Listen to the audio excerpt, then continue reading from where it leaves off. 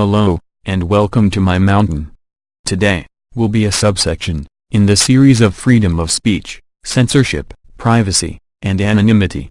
Mostly, the freedom of speech part. I have often asked myself, why did I add so many topics into this series, and if you ask yourself that too, the answer is because they are all interconnected in some way or form, and when we reach the end of the series, it will become clear. I am not sure when I will get to the next video in the history of freedom of speech, but it will be soon. For today's topic, as I have said, it falls in line with freedom of speech, and that topic is, flag burning, how fun? So we have two questions that need to be answered. 1. Is flag burning bad? And 2. Why is this a matter of free speech? So let's get on with the first one. Is flag burning bad? Well, depending on how you look at it, yes and no. Then again, any way you look at anything, anything could be anything. Burning a flag is not bad, it's just a flag. People act like it is this long-lost secret artifact, when in reality you could go get another for $20. Sure, it's a waste of money, but what is the harm in it? Honestly, this is just a moot point I thought I would throw in. The real question comes when you look at the flag, less physically, and more symbolically.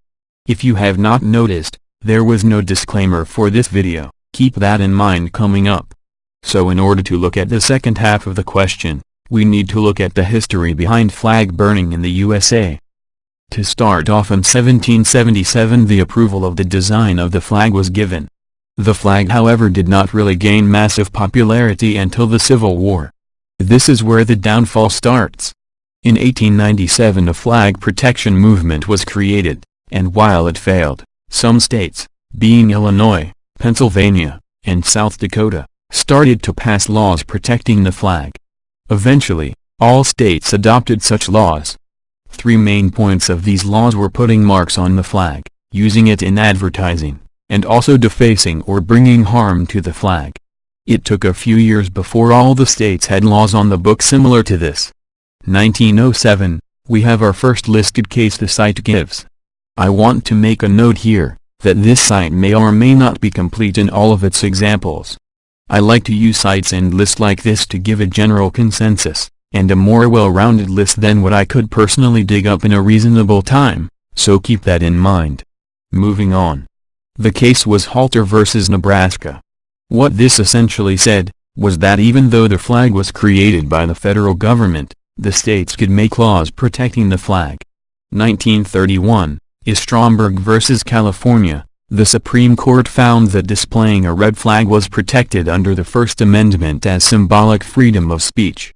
I personally think this lays a precedent for future cases, at least in term as symbolic freedom of speech, and that it is not just the words that one speaks, but the actions that they take. 1943 West Virginia Board of Education versus Barnett.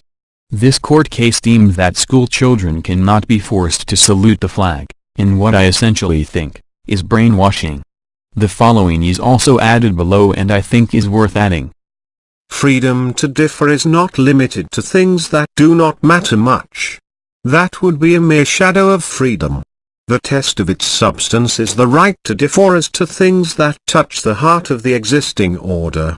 If there is any fixed star in our constitutional constellation, it is that no official, high or petty, can prescribe what shall be orthodox in politics, nationalism, religion or other matters of opinion. In 1968, in result of the protests of the Vietnam War, Congress passed the first federal laws protecting the flag. As the website states, the federal law made it illegal to knowingly cast contempt upon any flag of the United States by publicly mutilating, defacing, defiling, burning or trampling upon it. This point in time, I think things start taking a new route and things start looking up. In 1969 there was a case, Street versus New York. The Supreme Court deemed that no one could convict a person for their verbal abuse of the flag. While Street was arrested for burning the flag, it was overturned based on his verbal remarks, as the court did not want to challenge laws prohibiting burning of a flag. It is a step in the first direction, but not quite there yet. In 1972 we have Smith versus Goguen. The Supreme Court rules that you could not prosecute someone for wearing a flag on the seat of your pants as a form of desecration of the flag. In 1974, in Spence versus Washington, it was deemed that you cannot convict someone for putting on removable tape to a flag in the form of a peace sign. I think in part this was because the tape was removable and not permanent. Had duct tape been used, I think it might have resulted differently, as I do not think the peace sign meant all too much in this case. But that is just my own speculation. In 1989, there was Texas versus Johnson. This was by far one of the most important cases in the topic of flag burning just for the severity of what it implied. The Supreme Court ruled that making it a crime to desecrate, ruin, mistreat, or harm the flag in any way was unconstitutional. In a 5-4 decision, the court ruled that burning the flag was protected under the First Amendment in the aspect of symbolic free speech, something that was ruled to be protected under the First Amendment in the Stromberg v. California case I have already mentioned. I will leave the clip here longer so that you can fully read it. Next, in 1989, Congress amended the 1968 federal flag desecration statute in hopes of making it illegal to desecrate the flag again, after the ruling of Texas versus Johnson. In 1992 things happened.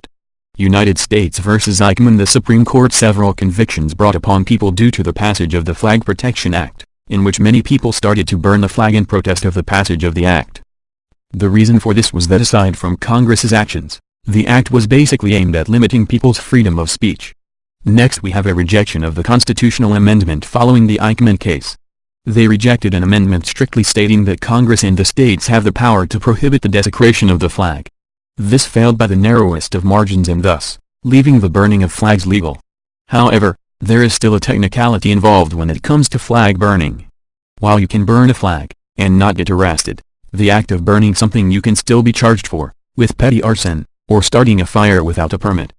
So that is a summary of the history of flag burning in the USA, and as I am sure you have noticed, it also answered why flag burning is a freedom of speech issue, I hope. I want to move on to the second part of the video I originally did not plan to add, but I want to add 2 more parts. 1. Mike Rowe's comments on a similar matter, which ties into my last point, I think we should take a look at. 2. Being a conversation with my father I had, that I think will sum up the entire video. Let's start with good old Rowe. I will have another voice reading it as I always do, and from time to time I will interject as I see needed, which I should warn you, is all the freaking time. As he was flipping through the channels, he came across images of college students burning the American flag, and making remarks about how Old Glory made some of them fearful, and others disgusted. He then recalled how President of Hampshire University Jonathan Lash had recently taken down the American flag because students expressed fear and discomfort. Removing the flag permanently from our campus will better enable us to focus our efforts on addressing racist, misogynistic, Islamophobic, anti-immigrant, anti-Semitic, and anti-LGBTQ rhetoric and behaviors, explained Lash in a statement on the university's Facebook page. First interjection. How the fuck will removing a flag, that is hardly in the view of anyone during class time, in the way of fighting any of those issues? Let alone the fact that the flag has nothing to do with those. Second, who the fuck is sitting in class staring outside looking at the flag daydreaming of how much they love the flag in Flagland, while someone else is fucking their flag, and not paying attention in class to all the hate speech and filth that is being presented to minds wanting to learn and grow? Seriously? But that is more a thought on the PC culture in colleges in the States, rather than the article. For Rowe, not flying the flag to combat these problems makes zero sense, seeing as how this is a nation where these kinds of problems are dealt with head-on. Other countries are not so lucky. Furthermore, Rowe finishes with an interesting point about where these schools are getting their dollars. As I dropped one of those giant round ice cubes into a tumbler of Whistle Pig, I couldn't help but wonder if President Lash was unaware that billions of people around the world are routinely subjected to horrific levels of racism, misogyny, and bigotry that far exceed any injustice in modern-day America. Furthermore, I was curious to know if President Lash really believed that removing our flag is a better way to assuage the fears of his frightened students, than simply educating them about the undeniable fact that no country on the planet affords its citizens more liberty than this one. Finally, I found myself wondering as to why the president of Hampshire College would allow his students to pay for their tuition with federal dollars provided by the same government whose flag was no longer suitable to fly at his school. Interjection. While I really want to disagree with this point, it's hard to. He does have a point.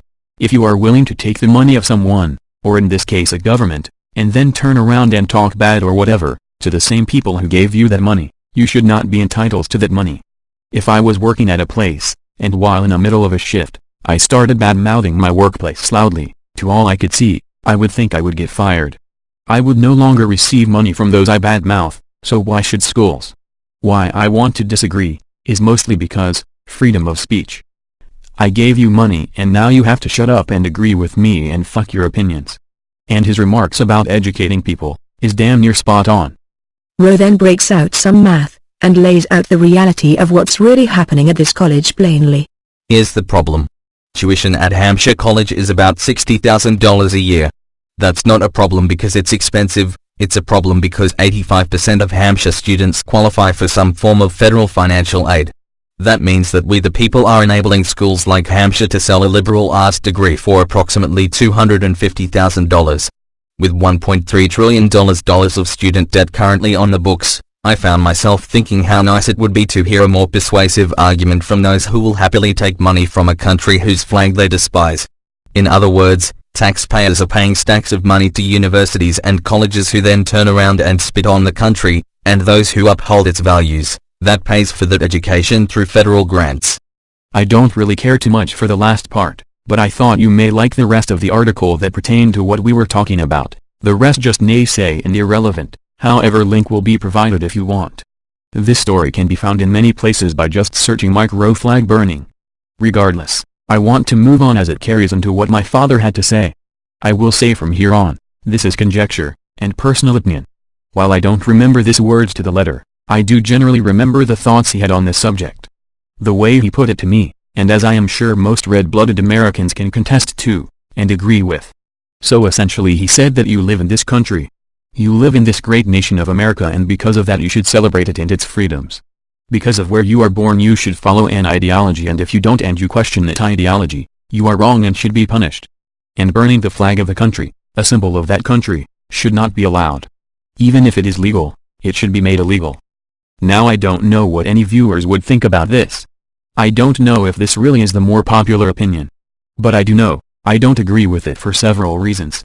Let's take the first part. You were born in this country, so you should celebrate it. This for one is a horrible point. To me it's like one is being blamed for circumstances not under their control. Hey, you were born here, not out of any will of your own, but because two other people thought it was a good idea to have a risky boom boom in the backseat hillside, and you're the result. So not you have to essentially worship this country. One should not be forced or compelled, to have to honor something, or follow a belief, just because of where they are born, and this also goes for religion, but that is another topic for another day. Now the follow-up to this is, if you hate America so much and don't want to be here, go live somewhere else. Not liking something doesn't mean you hate it, and want to see it taken down. I don't like the US government, but I am not about to bomb my local governing building. Just because you dislike something doesn't mean you are incapable of just dealing with it like most people, and then in no way affect others with your opinions. Even then you have a right to try to change what you don't like within reason. That is the point of freedom and liberty. As for the remark of leaving the country? How? Some people can't afford the basic necessities in life, let alone the amount of money it takes to move into an entirely different continent, and let alone they may not even be able to due to some troubles in their past, or they don't have money and therefore don't meet the requirements to move. I find it highly unfair that someone should be looked down upon, again for something they are unable to do. Next is punishment. Why should someone be punished because they don't agree with you? Why should I have to suffer and rot in jail, because you don't like a demonstration of protest to a country that is not always serving the people and their will? Why should I be forced to indoctrinate myself into your ideology just because of what country I happened to have been born in? So let's sum it up. Is flag burning bad? I do not think so. It is a sign of protest, and what I think means, is that your country of protest is not following the will of the people, it is becoming, or it already is corrupt, and in the end because of it, it will burn to the ground. Should people be punished for burning a flag? No, there is no reason for them to be. It is just like a Bible, it is only a symbol. Burning something doesn't change mean that symbol can no longer be used, or is any less powerful. If I burn a Bible, does that mean that all of a sudden the Bible is worth any less, as an icon to a faith? No. If I burn a flag, does that mean the US is any less great inherently because of my actions? No. If anything, it makes it better, because the laws protect my right to express my opinion in that way. Should flag burning and flag desecration stay legal? Yes and no. I agree with what it represents in my own mind, as a form of protest, and if people want to use that imagery I am fine with it.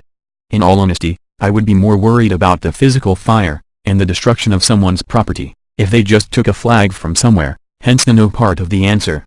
Should you be forced to salute and respect the flag just because of where you were born? No, that's essentially brainwashing. Respect is always earned, not given away freely. A country must earn the respect of its people. Any other thoughts? Yes. You may or may not agree with me on this, but I think it is contestant to our country's power and preservation of our founding fathers' will, that they allowed such actions, even if the founding fathers never would have. The fact that we are allowed to do something like burning the flag, just goes to show you, how powerful and sacred your right to freedom of speech is in this country.